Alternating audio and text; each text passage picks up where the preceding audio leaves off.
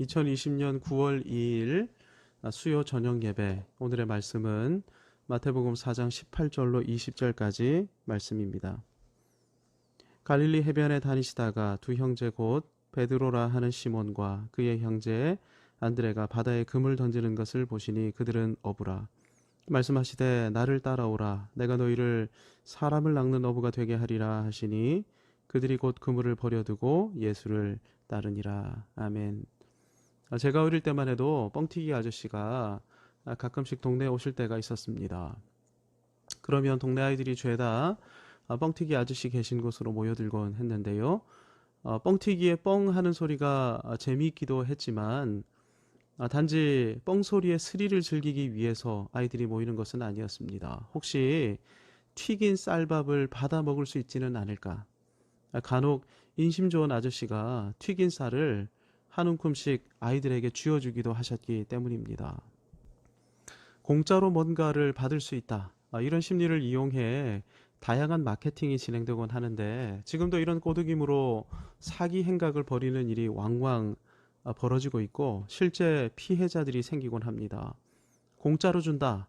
받아가시라. 그러면 실제로 사람들이 여기저기서 모여들기 때문입니다. 예수님 당시도 마찬가지였습니다.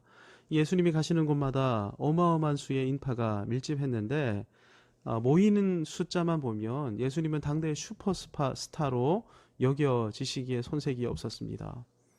그렇다면 수많은 인파가 예수님께로 모여든 이유가 무엇일까요? 예수님이 기적을 행하셨기 때문입니다.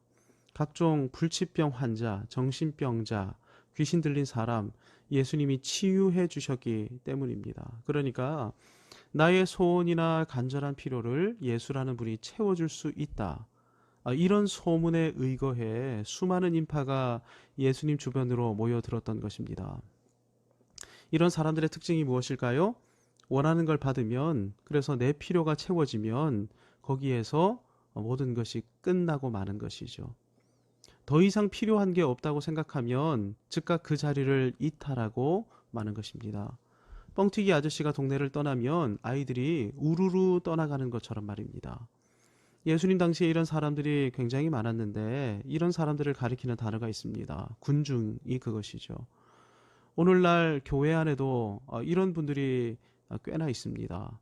군중 신앙을 가지고 나의 필요를 채우기 위해 교회로 모여든 분들이 이런 분들이죠. 예수님 당시 이런 사람들의 수가 성인 남성만 3,000명, 5,000명 이상이었습니다. 여자와 아이들까지 합하면 수만 명에 이르는 엄청난 숫자인데요. 예수님 당시에는 즉각적인 전파가 가능한 통신수단이나 또 이동시킬 수 있는 그런 교통수단이 마련되지 않았습니다. 한 동네에 기껏해야 수백, 수천 정도의 사람만이 살았는데요. 이런 세계에서 한 번에 수천, 수만이 모여드는 것은 상상을 초월하는 사건이었습니다. 그만큼 예수님은 당대 최고의 슈퍼스타이셨던 것입니다. 현재 최고의 스타로 거론되는 팀 중에 한 팀이 방탄소년단 BTS입니다. 엊그제 한국인 최초로 빌보드 1위에 랭크가 됐는데요. 방탄소년단 팬클럽이 있습니다. 방탄소년 하니까 전쟁 중인 소년들 같아 보여서 이들과 함께 싸우겠다 이런 의미로 BTS 팬클럽 이름이 아미 군대인데요. BTS가 인터뷰할 때마다 아미에게 감사한다. Thanks to 아미 이렇게 하며 늘 팬클럽을 인식하면서 말합니다. 하지만 아무리 아미에게 감사한다고 밝히고 또 아미는 BTS를 추종한다 할지라도 이들의 관계는 스타와 팬의 사이, 그 이상도 그 이하도 아니게 될 것입니다. 아미는 그냥 BTS를 동경하는 것 말고는 달리 할 수 있는 것도 없습니다. 그런데도 아미가 BTS를 좋아하고 동경하는 이유가 무엇일까요? BTS가 멋있으니까. 이 멋있다는 이유 때문에 따르기도 할 것입니다. 하지만 어쩌면 BTS가 세계 최고의 팀 중 하나이니까, 지금 세상을 다 가진 것 같아 보이는 팀이니까 이들의 팬클럽이 되면 나도 이들을 통해 세상을 다 가질 수 있게 되는 것 아닌가? 이런 심리로 따르는 사람들도 적지 않을 것입니다. BTS를 사랑하고 추종하는 것은 실은 자기를 사랑하고 자기를 추종하기 위한 하나의 방편이 되는 것이죠. 예수님을 추종했던 상당수의 군중들도 이와 비슷한 심리로 예수님을 추종했습니다.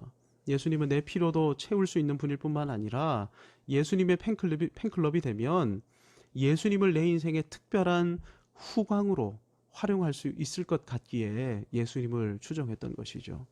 그런데 중요한 것은 나에게 아주 중요한 일이 생기거나 목숨을 다툴 정도의 심각한 문제가 생기면 그때 이후로는 스타와 나의 관계는 본래 그랬던 것처럼 아무런 상관이 없는 관계가 되는 것입니다.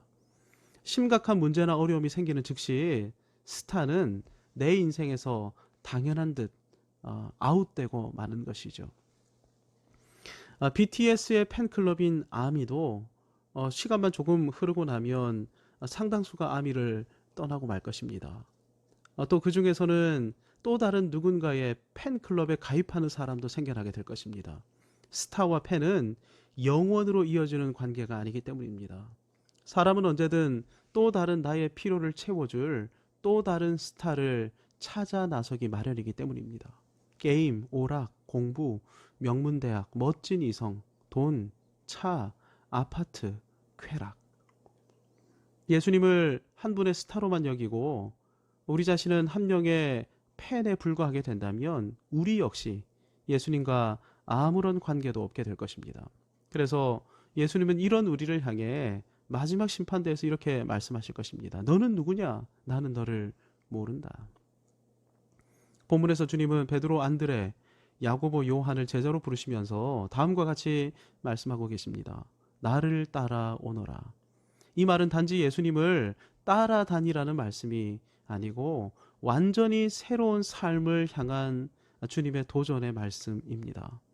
지금까지 살아온 삶의 방법, 삶의 목적, 삶의 관심을 다 청산하고 새로운 삶의 방법, 새로운 목적, 새 관심을 가지고 새 관점을 가지고 인생의 방향을 완전히 바꾸라는 말씀인 것입니다.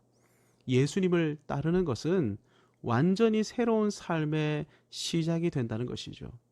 그래서 20절, 22절을 보면 예수님의 말씀 앞에 제자들이 다음과 같이 반응했던 것입니다.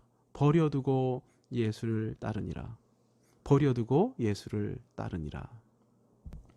버려두고 예수님을 따랐던 사람들, 제자들은 지금까지와는 완전히 구별된 새로운 삶으로 나갔습니다. 이들이 무엇을 했습니까? 3년 동안 예수님과 함께 살면서 날마다 말씀을 들었습니다. 예수님의 삶을 보면서 예수님 삶의 자취를 따라 보고 배웠습니다. 한마디로 예수님께로부터 지도를 받으며 살았던 것인데요. 어떤 생각을 가지고 어떻게 말하며 어떤 선택을 해야 하는지 끊임없이 예수님께로부터 말씀으로 삶으로 배우고 지도받았던 것입니다. 그 결과 이들이 예수님께 했던 고백이 있습니다. 예수님만이 그리스도이시고 예수님만이 하나님의 아들이십니다. 예수님이 누구이신지를 알아 예수님을 향해 분명한 신앙 고백을 했을 뿐만 아니라 아울러 그에 합당한 하나님 나라를 이루는 삶에 헌신했던 것입니다. 예수님은 왜 하필 베드로, 안드레, 야고보, 요한에게만 나를 따르라 이렇게 말씀하셨을까요? 이들만이 부르심에 순종할 수 있는 사람이었기 때문입니다. 우리는 예수님의 부르심이 감상을 위한 부르심이 아니라 순종을 위한 부르심임을 기억해야 합니다. 감상만 하려던 사람들이 군중입니다. 순종한 사람들은 이들과는 구별된 이름과 삶을 가지게 되었죠. 제자와 사도들이 바로 그들입니다. 지인 중에 낚시광이 있습니다. 이 친구가 예전에는 볼링광이었고 한때는 당구광이었으며 예전에는 롤러스케이트 광이었습니다. 이제 또 무엇에 광적인 사람이 될지 예측할 수가 없는데요. 왜 이렇게 하며 살아갈까요? 주변에 광적으로 미치게 만드는 그런 스타들, 그런 소재들이 즐비하게 있기 때문입니다. 왜 새로운 스타들을 동경합니까? 스타가 좋아서가 아닙니다. 나를 사랑하기 때문입니다. 그렇게 해야 내 빈 가슴을 채울 수 있게 되기 때문이죠. 내 빈 가슴을 채울 수 있는 새롭고 멋진 또 다른 스타, 나를 사랑해서 이 스타들을 찾아 나서는 것입니다. 예수님을 향해 이렇게 하는 사람들도 물론 예수님은 그리스도이시고 하나님의 아들이십니다, 이렇게 말은 할 것입니다. 하지만 이들은 결코 제자들처럼 인생 전부를 예수님과 하나님 나라에 드리지 않을 것입니다.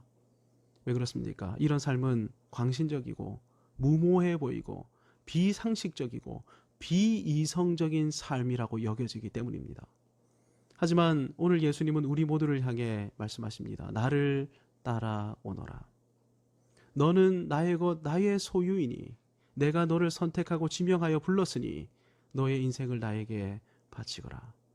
내가 스타가 아니라 너의 주님이라는 사실을 인정해라. 나는 너를 나의 것 삼으려 한단다. 너를 통해 나의 영광을 나타내려 한단다. 이 어두운 세상을 찬란하고 영광스러운 나의 빛으로 채우려 한단다. 나를 따르거라. 이 말씀에 순종해서 모든 걸 버려두고 예수님을 쫓는 제자의 길을 걷기 시작한다. 그렇다면 우리에게 나타나는 너무나 뚜렷한 삶의 모습이 있습니다. 우리도 예수님처럼 사람 섬기는 삶을 살게 된다는 것입니다. 원수라도 사랑하게 된다는 사실입니다. 어떤 사람이라 할지라도 끝까지 용서하게 된다는 것입니다. 그래서 그들을 향해 율법의 말씀에 담긴 하나님의 하나님 되심을 보여주고 알려주는 삶을 살게 된다는 것입니다. 그리고 그로 인해 이 와중에 사람이 변화되는 것을 보게 된다는 것입니다.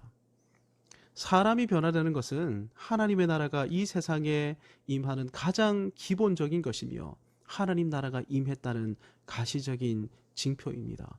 제자의 길을 걷는 사람을 통해서만 이런 놀라운 역사가 나타나게 되는 것이죠. 내가 주님의 제자가 되게 되면 나로 인해 한때는 반대자였고 핍박자였던 사람이 그리스도의 제자와 내 평생의 동역자로 변화될 것입니다. 그때 우리는 세상이 알지 못했던 기쁨과 감동 가운데 주님의 길을 걷게 될 것입니다. 나를 따라오너라. 이 주님의 말씀을 감상하는 사람이 아니라 겸손한 모습으로 순종하는 저와 여러분이 되기를 소망합니다. 그래서 우리를 통해 주님께서 하나님의 나라를 펼쳐가시는 하늘의 영광을 맛보는 저와 여러분 모두가 되시기를 주님의 이름으로 축복합니다. 아멘.